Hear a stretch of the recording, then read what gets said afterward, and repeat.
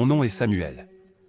J'ai 35 ans. Jusqu'à ce que ma vie bascule, je croyais qu'elle était solide comme une chair façonnée à ferme, organisée, maîtrisée. Pasteur de l'église évangélique Christ, le rocher inébranlable, j'étais la voix haute et assurée d'un petit village où la foi se vivait comme une flamme vivace et parfois vorace. Notre assemblée était célèbre pour ses jeûnes, ses veillées, ses alléluia si puissants que les vitres tremblaient, elle aimait la clarté, l'urgence, l'ardeur. Ma voix, mes sermons, mon zèle formaient l'essentiel de ma fierté, je me voyais comme l'instrument choisi pour ramener les âmes à la vérité. Je gardais, cependant, une cible fixée.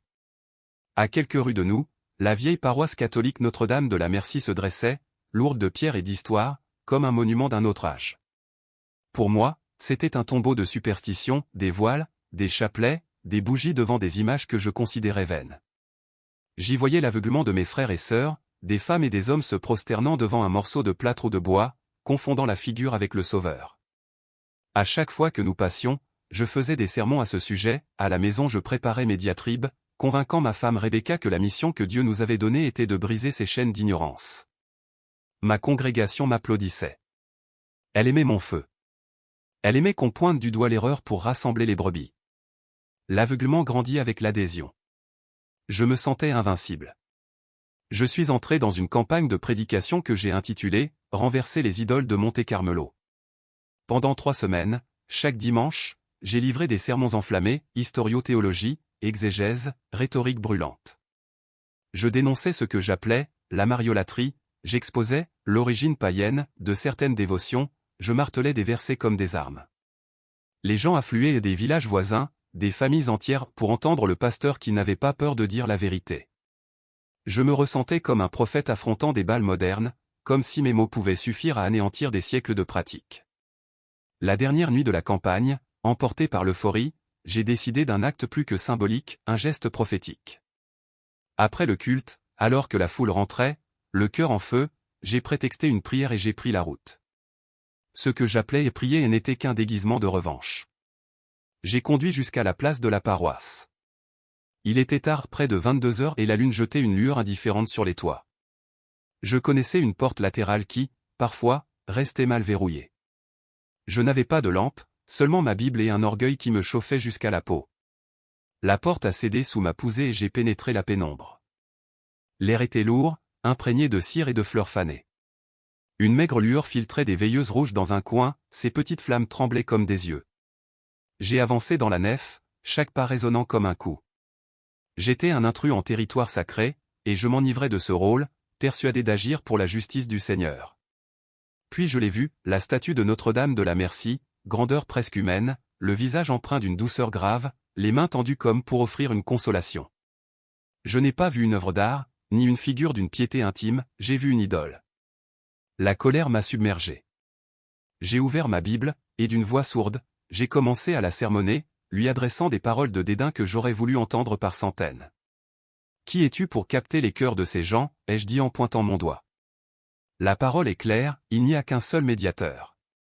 Vous, statue de bois, n'êtes qu'un simulacre inutile.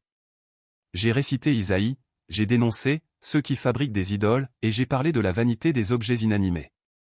Au sommet de ma profanation, animé par la nécessité de prouver ma supériorité spirituelle, je me suis approché et, du bout des doigts, je l'ai touché, j'ai donné un léger coup sur sa joue froide. Le son fut sec et creux, et j'ai ri, un rire court et triomphant. Je suis parti ensuite, refermant la porte derrière moi comme on referme un livre qu'on croit avoir réduit au silence. Sur le chemin du retour, j'étais ivre de certitude, j'ai mis la radio chrétienne très fort et j'ai chanté un chant de victoire, celui de l'homme qui a vaincu l'obscurantisme. La route qui mène chez nous serpente entre collines et champs. La nuit était claire, le ciel constellé, la route déserte. J'ai roulé un peu vite, sans crainte. Et puis, sans avertissement, tout s'est effondré. Je ne saurais dire si une pierre, un animal, ou l'effet d'un châtiment soudain a provoqué la perte de contrôle. Le volant a dévié, la voiture a vacillé. Un craquement, des pneus qui hurlent, du métal qui plie, je me suis retrouvé entraîné dans un tourbillon de verre et de fer. Le monde s'est fragmenté en éclats de lumière et de douleur. Un coup sec à la tête, et puis le calme étrange qui succède à l'orage. Quand le véhicule s'est immobilisé, c'était à l'envers, dans un fossé. Suspendu par la ceinture, le sang coulait de mon front et gouttait sur le toit écrasé. La douleur me traversait la poitrine à chaque respiration, un éclat de métal s'était enfoncé dans mon flanc. J'étais coincé, seul, perdu sur une route où l'on ne passe guère à ces heures. La certitude glacée de la mort m'a envahi. Mon Dieu, ai-je murmuré, mais le son n'était pas une prière confiante, c'était une plainte, le râle d'un homme dont les défenses se sont effondrées. Mon orgueil, mes certitudes, mon appareil théologique, tout s'est brisé avec le pare-brise. J'ai pleuré comme un enfant, sans coquetterie, sans masque. Les larmes brûlaient, les sanglots secouaient mon torse. J'ai demandé le secours de celui que j'avais souvent invoqué en vain contre d'autres, et dans ce vide même, au moment où la terre me paraissait la plus froide, quelque chose est apparu. D'abord, je l'ai cru hallucination, une lueur douce, ni aveuglante ni artificielle, approchait. Au milieu de cette lumière, une femme. Elle portait une robe simple et un manteau bleu foncé, et son visage n'était ni celui d'une statue ni d'un tableau. C'était une figure vivante, d'une beauté à la fois surnaturelle et profondément humaine. Ses yeux, profonds et tristes, portaient une compassion qui perça aussitôt ma cuirasse. Ce même regard que j'avais méprisé dans l'objet de plâtre se tournait maintenant vers moi, mais là n'était ni moquerie ni condamnation, seulement une tendresse ineffable. Elle s'est penchée vers la vitre brisée. Il n'y eut pas de paroles fortes, mais une voix qui résonna dans mon cœur plus qu'à mes oreilles, « Mon fils ». Ce murmure était plus réel que le bourdonnement du sang. J'ai longtemps voulu croire que j'étais seul et qu'aucune grâce ne viendrait pour celui qui avait ri, pour l'homme qui avait moqué. Pourtant, elle me regardait comme on regarde un enfant blessé, avec une patience qui défixe la révolte. Ses mains, l'une d'elles a traversé l'ouverture et a saisi l'éclat de métal fiché dans ma chair. Comme si c'était du papier, elle l'a arraché. La douleur fit un bond, mais la strangulation que j'avais ressentie au flanc s'allégea immédiatement. Il y eut un souffle nouveau. Puis un parfum de rose fraîche, puissant et pur, qui chassa l'odeur du sang et de l'essence. Il était là, vivant, net, un bouquet de roses au milieu de la ferraille. Elle me prit la main. C'était une main mince, ferme et chaude. « Donne-moi ta main », me dit la voix dans la poitrine. J'ai hésité. Tout en moi criait tromperie, leurre. Mais ma main tremblante s'est tendue. Au contact, quelque chose m'a happé, une paix immense, profonde, telle que je n'en avais jamais connue. La panique a fondu. La douleur a perdu son ardeur aiguë et s'est muée en un souvenir lointain. C'était comme si, par ce contact, mon âme et mon corps avaient été recousus à la vie. Elle ne m'a rien reproché, pas une parole de réprobation pour ma folie de la nuit. Son regard était miséricorde pure. J'ai senti, dans ce silence, l'épaisseur d'un amour qui ne se mesure pas à des mérites. J'ai pensé à Rebecca, à ma congrégation, à la foule qui m'acclamait. J'ai mesuré toute la petitesse de mon jugement lorsque j'ai comparé une démarche intérieure, intime et parfois mystérieuse, à une simple erreur de superstition. Là, contre la tôle froissée, je n'avais plus de certitude facile, j'avais eu une rencontre.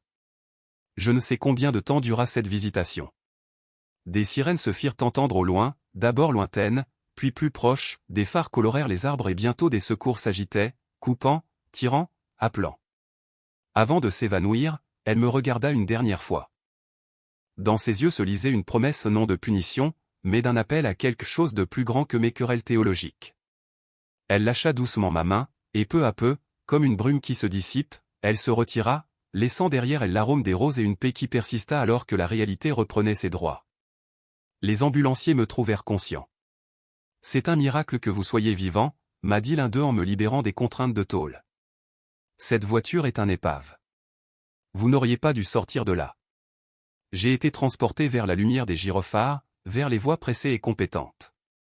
J'entendais tout comme à travers un voile, les ordres, les perfusions, la chaleur d'un corps humain tendu à me maintenir. Le monde tangible reprenait sa place, mais quelque chose en moi avait définitivement basculé. J'ai survécu, oui. Mais plus que la chair recousue et les os qui guérissent, c'est mon cœur qui a été remanié.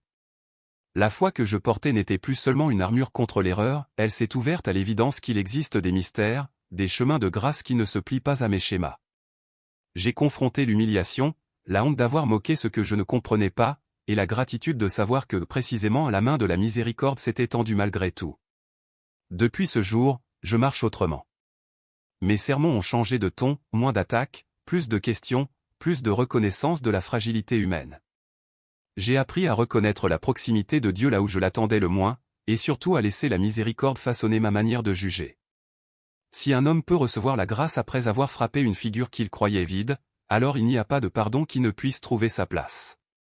Je suis revenu de la mort avec cette conviction simple et bouleversante, l'amour peut surprendre ceux qui le cherchent et ceux qui l'insultent, et c'est peut-être la plus grande des vérités auxquelles j'ai été introduit. Quand on me glissait sur le brancard, la seule phrase qui revenait, comme une litanie involontaire, sortait de ma bouche sans que je ne puisse rien y faire, la femme.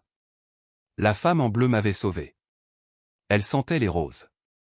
Il me regardait mon propre regard, ou celui d'un autre qui aurait tenté de comprendre ce qui arrivait à ma tête avec cette étrange combinaison de pitié et d'incrédulité que l'on réserve aux hommes hébétés par la douleur. On supposait, autour de moi, que je délirais à cause du choc, qu'un traumatisme mal nommé dictait ces images. Mais chaque fibre de mon être savait, sans l'ombre d'un doute raisonnable, que ce qui s'était produit était plus réel que l'impact lui-même. Là où la métal avait frappé, là où le monde s'était mis à trembler, quelque chose de plus grand que l'accident m'avait touché. À l'hôpital, la stupeur du premier moment se mua en une bataille intérieure. Mon corps guérit d'une manière presque embarrassante pour la raison, on me diagnostiqua une clavicule fracturée, une commotion, des centaines d'éraflures mais rien de brisé à l'intérieur. Les médecins, avec leurs yeux professionnels, murmurèrent que le morceau de métal s'était arrêté à quelques millimètres d'un poumon, qu'on pouvait parler de miracle et le répéter comme une formule protectrice. Ils souriaient, ébahis, remerciaient la Providence comme on cite une donnée clinique. Mais le vrai champ de bataille ne se trouvait pas dans mes côtes ou dans mes poumons, il se déroulait au fond de mon âme. Pendant des jours, j'essayais de rationaliser. Si j'étais un homme de foi pasteur, voix forte d'une communauté qui cherchait, guidait, commandait, alors il fallait que j'explique la vision. Hallucination due au choc, un effet secondaire de la douleur, ou quelque chose de spirituel, certes, mais à interpréter à ma façon, un message, une leçon, un avertissement. Tout, plutôt que d'admettre ce que mon cœur savait déjà en silence, j'avais vu celle que j'avais méprisée. Je ne pouvais pas chasser de mon esprit l'image de son visage ni la chaleur de sa main serrant la mienne. Et il y avait cette odeur impossible à ignorer, une fragrance douce et pénétrante de rose qui venait jouer dans les recoins de ma mémoire olfactive. Cette odeur, si matérielle et pourtant si autre, revenait quand mes pensées se calmaient, quand la nuit hospitalière étendait sa langueur. Rebecca était à mes côtés, les yeux humides, la bouche pleine de remerciements au ciel pour ma survie, et pourtant elle plissait les lèvres devant mes balbutiements sur la « femme en bleu ». Quelle femme, Samuel? Était-ce un ange, me demanda-t-elle, la voix hérissée d'inquiétude douce. Comment lui avouer? Comment expliquer à ma compagne, à ma partenaire de ministère et de vie, que j'avais été sauvé par ce que nous avions tous deux considéré jusqu'à ces dernières heures comme le symbole même de l'idolâtrie? Avouer que la figure que nous avions tournée en dérision dans l'orgueil de nos discours s'était tenue devant moi, dans la nuit, et m'avait pris la main. Le troisième jour, mes armes de rationalisation commençant à se fissurer, je pris une décision qui allait changer le cours de ma vie. J'appelai une infirmière, une femme âgée, au visage doux, qui portait toujours un petit crucifix accroché à sa poitrine. Je la priai de demander qu'on appelle l'aumônier de l'hôpital, un prêtre. Quand le père François entra, c'était comme si le temps s'était incliné légèrement. Homme âgé, sourire usé, mes yeux lumineux, il s'assit sans cérémonie près de mon lit et attendit seulement. Son silence fut la clé qui ouvrit la porte de tout ce que j'avais gardé. Alors tout se déversa. Je lui racontai mon orgueil, ma campagne contre les dévotions que je jugeais superstitieuses, l'irrespect, l'acte de profanation que j'avais commis dans cette même église quelques heures auparavant, sous le vernis de ma colère. Je parlais de l'accident, de la douleur, puis de l'apparition et finalement de la honte qui me consumait plus sûrement que n'importe quel pansement. Je ne pleurais pas tant parce que mon corps souffrait, mais parce que la vérité, enfin, s'installa comme une brûlure qui réclamait un baume. Le père François écouta avec une patience qui ressemblait à une prière tranquille. Quand je cessai, il resta silencieux un long moment, puis me parla d'une voix qui ne cherchait pas à convaincre mais à réveiller. « Mon fils, parfois Dieu nous permet de tomber de notre cheval comme sur le chemin de Damas afin que nous puissions être ouverts à ce qui nous était fermé. La Sainte Vierge n'est pas venue pour t'humilier. Elle est venue pour te montrer le visage de la miséricorde de son Fils. Elle n'accuse pas. Elle aime. Et elle t'a aimé à ton pire moment pour que tu comprennes que l'amour de Dieu dépasse nos erreurs. » Ces paroles, posées comme on pose un linge frais sur une brûlure, furent un baume. Le Père me parla de Marie non comme d'une statue figée dans l'or, mais comme de la Théotoko, la porteuse de Dieu, la première disciple, celle que Jésus nous a donnée depuis la croix. Pour la première fois, j'entendis la théologie mariale non comme une menace idolâtre mais comme un cadeau de chair et d'espérance. Il sortit alors de sa poche un chapelet en bois, simple, usé, sans éclat. « Tu n'es pas obligé de le réciter, si tu ne veux pas, dit-il en le posant sur ma table de chevet. Mais tiens-le. C'est la main d'une mère. » Ce geste, humble et discret, valait plus que tous les sermons que j'avais prononcés. Cette nuit-là, quand Rebecca s'était retirée et que les lumières de l'hôpital s'étaient fait plus faibles, j'ouvris la main et pris le chapelet. Les grains de bois, froids sous la peau, me rappelèrent la sensation de la paume qui avait serré la mienne. Pour la première fois depuis longtemps, je priais, non avec mes propres chutes de phrases théologiques, mais avec des mots portés par des millions d'âmes qui avaient murmuré ces phrases pendant des siècles. « Je vous salue, Marie, pleine de grâce. » À mesure que je murmurais, l'odeur des roses glissa à nouveau dans la pièce, douce comme une promesse.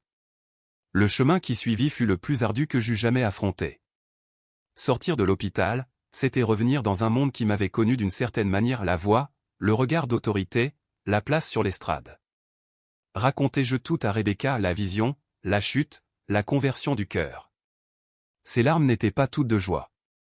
Elle me haussa d'un cri de peur, « Tu as été dupé par le démon. » Ces mots étaient plus tranchants que n'importe quel scalpel. « Tu as perdu la foi. » Ce fut, sans exagération, la conversation la plus cruelle que j'ai jamais tenue. Un mariage édifié sur une foi commune commença à se fissurer, la confiance, autrefois solide, se plia comme un roseau dans le vent. Il me fallut ensuite affronter les anciens de mon Église. Je leur confiai mon revirement, ma conviction que j'avais eu tort, que Dieu m'avait fait voir la vérité par Marie. Leurs yeux se transformèrent en pierre. Ils me regardèrent comme on regarde une trahison vivante. Ils me retirèrent mon poste de pasteur. On me demanda de quitter le presbytère. J'ai perdu mon travail, ma communauté, mes amis, du jour au lendemain, d'un homme respecté je devins un paria. On me donna des étiquettes, apostat, traître, le pasteur devenu catholique, comme si un simple mot pouvait enfermer la complexité d'un cœur qui se débat. Je me retrouvais dans un désert d'affection et d'appartenance. Pourtant, je n'étais pas seul. J'avais mon chapelet, j'avais la mémoire de cette main qui m'avait soutenu dans l'obscurité, et j'avais l'odeur des roses qui revenait comme un fil d'or traversant la trame de mes jours sombres. Je commençais à aller à la messe à Notre-Dame de la Merci. Au début, je m'asseyais au dernier banc, la tête basse, sentant sur moi les regards curieux de ceux qui me reconnaissaient. Chaque image, chaque statue renvoyait à la scène que j'avais commise et la honte me pesait lourd. Mais la honte, lentement, se mua en gratitude.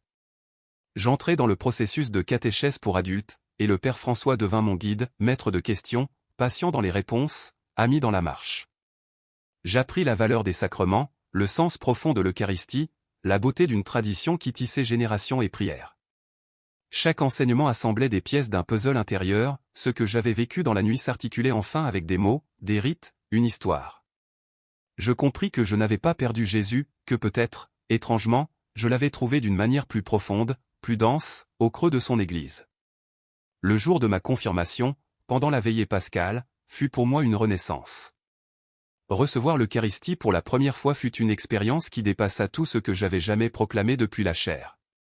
Ce n'était pas un cri d'allégresse, c'était une joie silencieuse, absolue, comme une maison retrouvée après une longue errance. Rebecca n'était pas présente ce jour-là, mais la mère oui, la mère était là, comme si elle m'attendait à la porte. Aujourd'hui, ma vie a pris des chemins modestes. Je n'ai plus d'église à diriger, on m'a enlevé la chaire et les projecteurs. Je travaille maintenant dans une menuiserie du village voisin. Mes mains, autrefois occupées à tenir un micro, tiennent désormais des outils, elles façonnent, sculptent, assemblent. Ma voix ne porte plus dans un amplificateur, mais mon cœur a trouvé une paix qui n'avait jamais existé au milieu des applaudissements. Le chapelet est devenu une présence quotidienne, non une répétition mécanique, mais une conversation intime avec celle qui m'a sauvé de la mort, physique et spirituelle. Parfois, l'après-midi, je retourne à la paroisse de Monte-Carmelo. Je m'agenouille au même endroit où, jadis, j'avais ri et méprisé. Je contemple l'image de Notre-Dame de la Merci, et mes yeux se remplissent de larmes non pas de honte purement punitive, mais d'une reconnaissance chaude. Je ne vois plus une idole de bois, je vois une promesse tenue, le visage de la miséricorde. Je lui demande pardon sans bruit, non pour éteindre ma faute mais pour reconnaître que mes pas avaient besoin d'être redirigés. Je lui rends grâce. Merci de ne pas m'avoir abandonné dans mon arrogance. Merci d'avoir pris un raccourci, un détour miraculeux pour retrouver un fils perdu, enragé contre sa propre faiblesse. Le miracle n'a pas été seulement que je survécus à l'accident, le miracle véritable est que, aujourd'hui, à chaque regard porté vers cette image, mon âme ne s'est prononcée qu'un seul mot, merci, maman du ciel. Merci de ne pas lâcher ma main. Et je sais, au fond de moi, avec une certitude qui ne réclame plus de preuves extérieures, qu'elle ne la lâchera jamais.